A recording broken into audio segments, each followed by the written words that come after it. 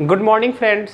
चलिए आज हम लोग क्लास 9th का एक टॉपिक आप लोगों के बीच लेकर आए हैं, वह है आपका पोलिनोमियल।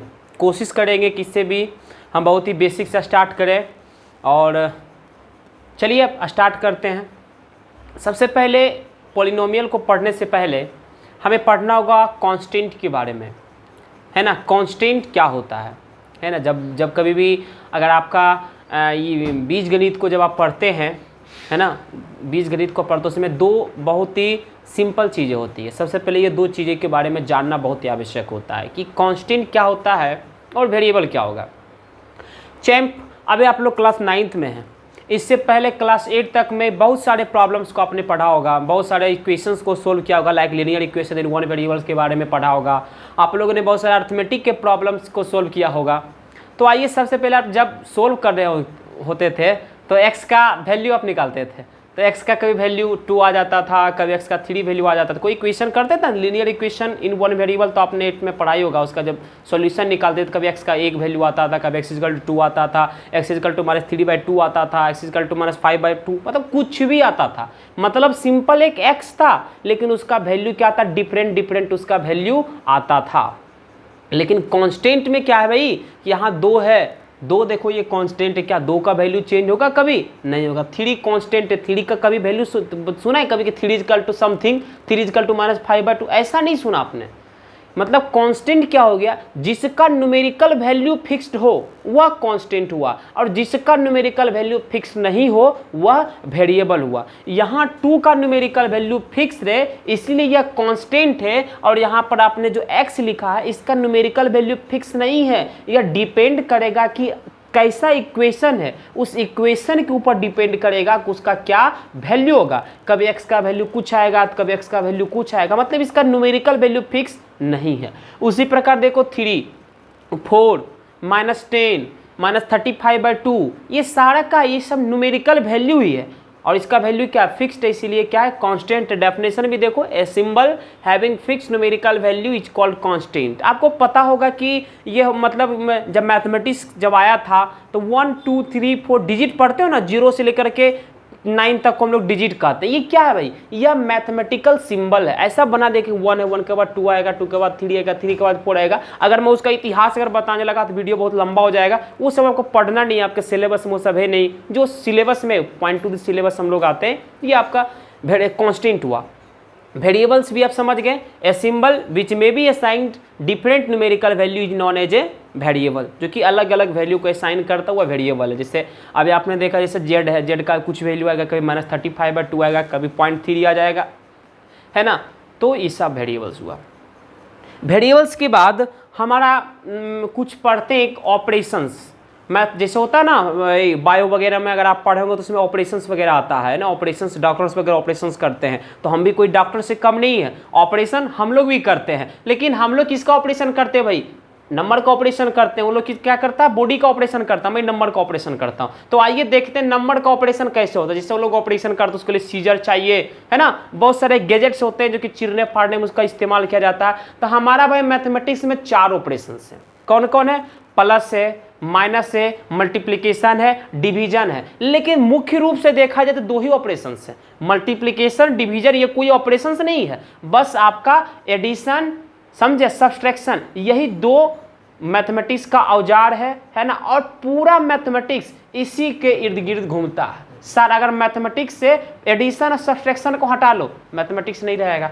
जहां भी कुछ भी पढ़ लो भाई, कोई भी प्रॉपर्टी भी, रियल नंबर पढ़ाया तो वहां पढ़ाया कि एसोसिएटिव लॉ आपने पढ़ाया था, कम्यूटेटिव पढ़ाया था, सब जगह एडिशन, है ना, मल्टीप्लिकेशन, दोनों में मैं यह बताया था। डिस्ट्रीब्यूटिव लॉ, मल्टीप्लिकेशन, एडिशन दोनों से मिक्स किया था। हटा दो, डिस्ट्रीब्यूटिव लॉ रह जाएगा, एसोसिएटिव लॉ रह जाएगा, कम्यूटेटिव लॉ रह जाएगा, नहीं रहेगा। यही मैथमेटिक्स है। लेकिन क्या होता है ना कि डिवीजन और मल्टीप्लिकेशन क्यों आया, जैसे चीज़ों को आसान करने के लिए। जैसे आप जानते हो 2 2 जा 4, 2 × 2 करते हो 4 आता है, तो 2 को आप 2 बार जोड़ोगे तब तो 4 आएगा आपके। 2 3 जा 6, 2 को 3 टाइम्स लिखो फिर ऐड करो। तो मल्टीप्लिकेशन जो आया वो क्या किया, चीज़ें को आसान किया। मतलब मैथमेटिक्स क्या होता है, मैथमेटिक्स होता ही वैसा कि चीज़ें को आसान करता है। Mathematics is nothing but it is a language of science. Mathematics क्या है, साइंस का लैंग्वेज हो। कहिएगा कैसे, मैथ्स का डेफिनेशन क्या है, याद करो बच्चों, आपने पढ़ा ही होगा, ए numerical of science which involves plus minus multiplication etcetera is called mathematics. मतलब जो साइंस का न्यूमेरिकल हुआ वही क्या हुआ, मैथमेटिक्स है। फिजिक्स पढ़ो मैथमेटिक्स, केमिस्ट्री पढ़ो मैथमेटिक्स, बायो में जाओ मैथमेटिक्स। मैथमेटिक्स क्या, लैंग्वेज ऑफ साइंस है। ये आपका फिजिकल कोर हुआ, फिजिकल साइंस हुआ। इसके इससे और भी है, जैसे अगर टेक्नोलॉजी के क्षेत्र में जाते हो, कहीं भी चल जाओ, मैथमेटिक्स क्या है बच्चों, ये कोर पॉइंट है। और इसे आपको, अगर आप अपने लाइफ में कुछ अच्छा करना चाहते हैं, मैथमेटिक्स पढ़ना ही होगा।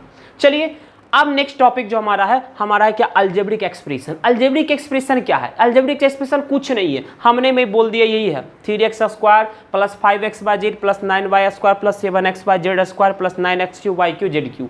ये हमारा क्या है, अलजेब्रिक एक्सप्रेशन। वाई हमने अलजेब्रिक एक्सप्रेशन को कहा, कैसे हमने कहा, ये अलजेब्रिक एक्सप्रेशन है, आप नहीं जानते हो, मैं जानता हूं।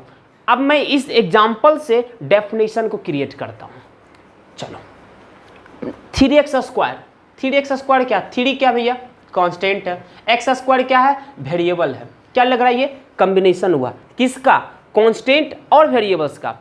फिर आजा 5x/z, 5 क्या है, कांस्टेंट है, x क्या है, वेरिएबल, y क्या है, वेरिएबल, z क्या है, वेरिएबल। मतलब 5x/z जो हुआ आपका वो वेरिएबल्स है, सॉरी 5x/z कॉम्बिनेशन हुआ किसका, कांस्टेंट और वेरिएबल्स का। उसी प्रकार यह भी देखो 9y² कॉम्बिनेशन है कांस्टेंट और वेरिएबल्स का। ये सारे देख रहे हो क्या है, कॉम्बिनेशन और किसका है, कांस्टेंट और वेरिएबल्स का है।